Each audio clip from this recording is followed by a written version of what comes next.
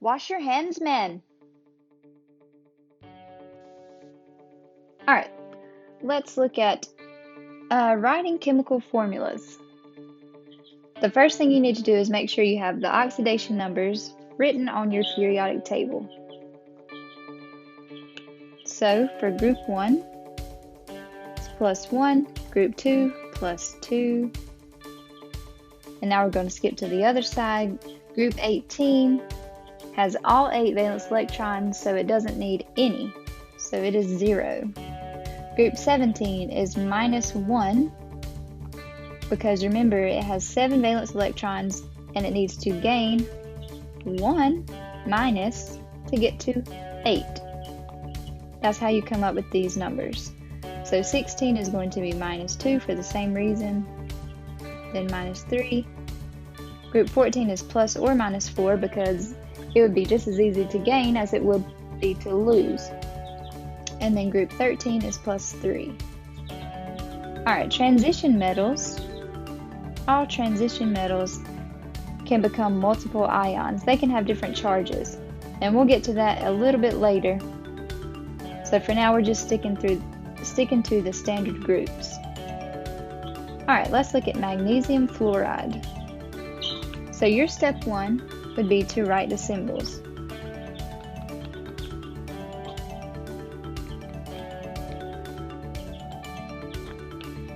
And that would be MgF.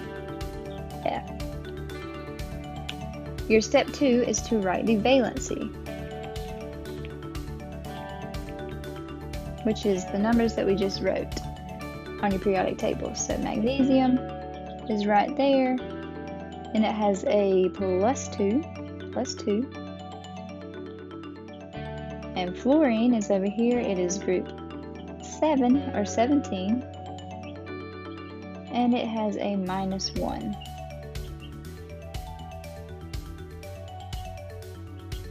Okay, your step 3 is going to be cross over valency to balance charges. Alright, for this to work right here, the charges have to be equal. And right now you have too much of a positive charge. So you cross these over, and then you add that number to the bottom of the opposite. So Mg, you would bring down that 1,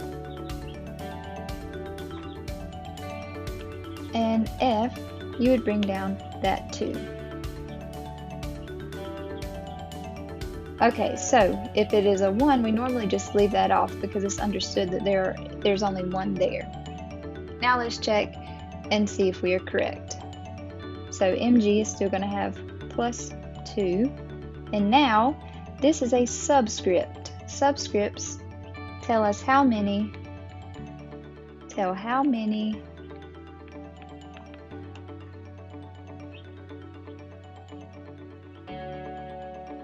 atoms of that element are present. So that is telling us that is 2 fluorines. It has 2 fluorines now, an F and an F. And remember, fluorine is a -1. So we have 2 of them, so that's going to give us a -2 charge. So now this has a -2 charge, so we know we're right. MgF2. That is our answer. Alright, I want you to work these out. Okay, pause the video and work each of these out, and then I'll give you the answers at the end. This is totally to check yourself. This is such an important thing to be able to do because it only gets harder from here. Okay, right now you're given the name and you write the formula, but eventually you'll be given the formula and you have to write the name. So please practice now. Pause the video.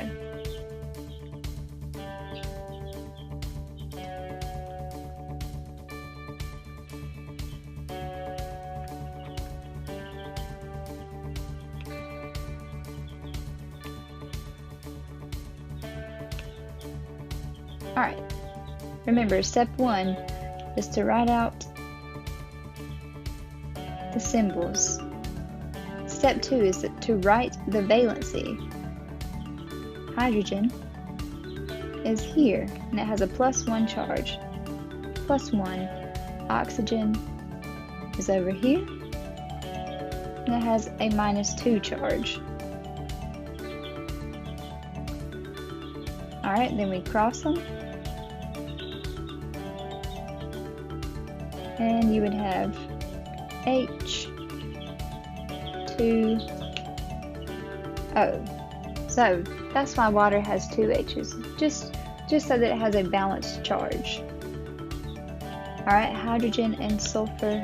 I won't explain this one out loud, I'll just work it out quickly.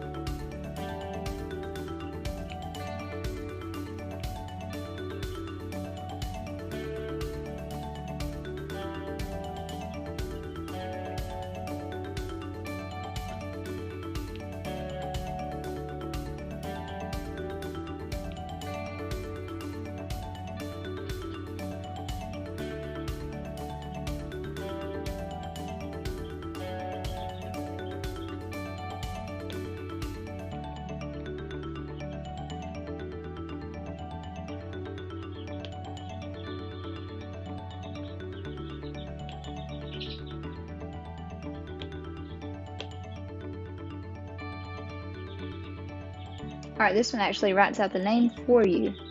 Magnesium phosphide. And that "-ide", don't get confused on that "-ide". That just means it's a negative or an anion. So really that's still just phosphate. But when you actually say the name, they add "-ide". So you know that it's an anion. Magnesium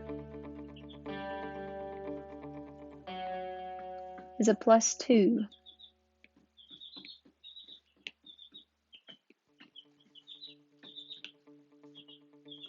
Phosphate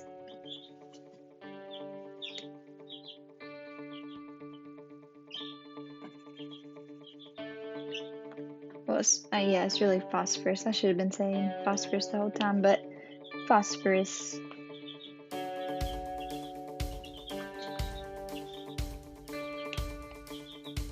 Phosphorus has a -3. Alright, so this one's a little different, but you still work it out the same way.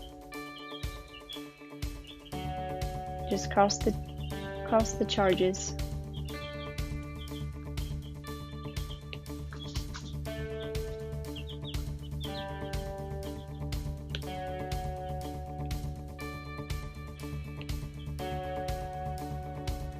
And that is how you write simple formulas.